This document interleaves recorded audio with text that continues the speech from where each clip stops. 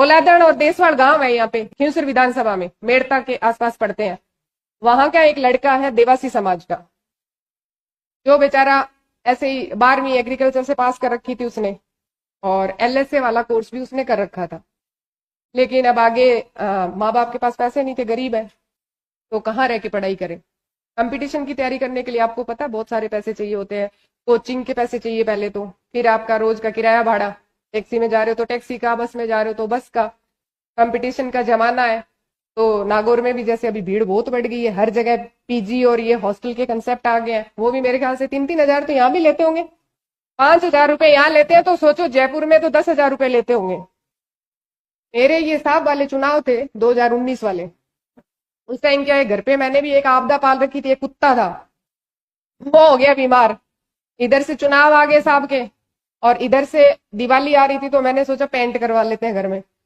घर में इतना काम हो गया था, तो मैंने एक कोई वकील साहब है देशवाल के, उनको मैंने बोला, मैंने कहा साहब एक कोई छोरा हो ना काम वाला तो उसको भेजना, मेरे काम बहुत है, एक ही लड़का है तो इससे समझ में नहीं आता।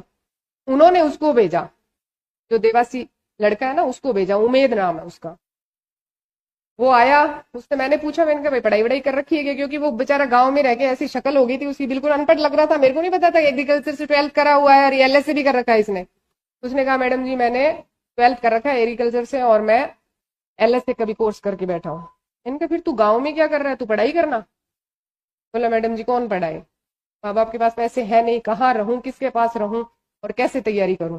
तो मैंने उस टाइम मेरे बेटे ने 12th करा ही था, तो मैंने कहा ऐसे कर, तू जयपुर बेटे को मैं रख रही हूँ, तू उसके साथ रह ले वहां पे, तेरा खर्चा पानी मैं उठाऊंगी और तू खुद की भी पढ़ाई कर लेना और मेरा बेटा भी तेरे साथ वहां रह के पढ़ लेगा, दोनों ही काम हो जाएंगे। उसने कहा मंजूर है।